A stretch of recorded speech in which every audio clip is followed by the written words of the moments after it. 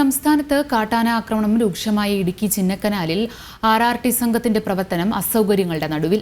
ആവശ്യത്തിന് ജീവനക്കാരും അടിസ്ഥാന സൗകര്യങ്ങളും ഒരുക്കാതെ സർക്കാർ ചിന്നക്കനാൽ RRTയെ അവഗണിക്കുന്നുവെന്നാണ് ആക്ഷേപം.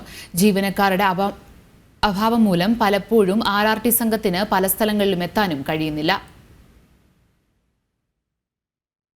കാട്ടാന ആക്രമണത്തിൽ ആളുകൾ കൊല്ലപ്പെടുന്നത് വർദ്ധിച്ചതോടെയാണ് വനം മന്ത്രിയുടെ നിർദ്ദേശപ്രകാരം ഇടുക്കിയിലെ ചിന്നക്കനാലിൽ പ്രത്യേക RRTയെ നിയോഗിച്ചത്.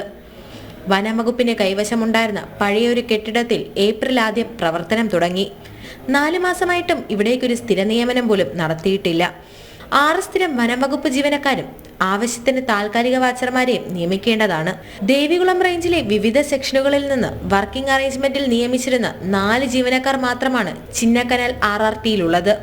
ഒരു സമയം പല സ്ഥലത്ത് കാട്ടാനകൾ ഇറങ്ങുമ്പോൾ ഇവർ നിസ്സഹായരാകും. ഇപ്പൊ പ്രവർത്തിക്കുന്ന RRT കൃത്യമായി അവരുടെ പരിമിതികളിൽ നിന്നുകൊണ്ട് അവർ കൃത്യമായി വരുന്നുണ്ട്. പക്ഷെ അവരുടെ കയ്യിൽ അവരുടെ ആവശ്യം എന്ന് പറഞ്ഞാൽ നല്ലൊരു ലൈറ്റ് ഇല്ല, പടക്കം മേടിക്കാൻ പൈസ ഇല്ല, ഇങ്ങനെയുള്ള ആവശ്യങ്ങളെല്ലാം അവർ പറയുന്നുണ്ട്. മനുഷ്യരല്ലേ, അപ്പോൾ അവരുടെ പരിമിതിയിൽ നിന്നുകൊണ്ട് അവർ കൃത്യമായിട്ട് തന്നെ ഞാൻ അവരെ കണ്ടു ബോധ്യപ്പെട്ടിട്ടുള്ളതാണ്. അവർ കൃത്യമായി സേവനം നടത്തുന്നുണ്ട്. പക്ഷേ അവർക്ക് ഒരുപാട് പോരായ്മകളുണ്ട്, അതും കൂടി ഒന്ന് പരിഹരിക്കേണ്ടതാണ്. ഫോഴ്സിന്റെ എണ്ണത്തിൽ കുറവുണ്ട്. അവർ 4 പേര് ഒക്കെ ഉള്ളൂ. പക്ഷേ അത്രയും ഉള്ളൊരു ഫോഴ്സ് കൊണ്ട് ഇവിടെ ഒന്നും ചെയ്യാൻ പറ്റത്തില്ല. അവർ വണ്ടി മാത്രമാണ് അവർക്ക് ഏക ആശ്രയം. പടക്കം പോലും കയ്യിലില്ലാത്തൊരു അവസ്ഥയാണ്. അനുവദിച്ച വാഹനത്തിന് ഇന്ധനം നിറയ്ക്കാനും ഫണ്ടില്ല.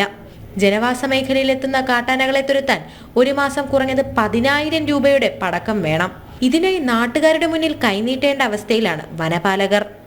ജനം, ഇടുക്കി.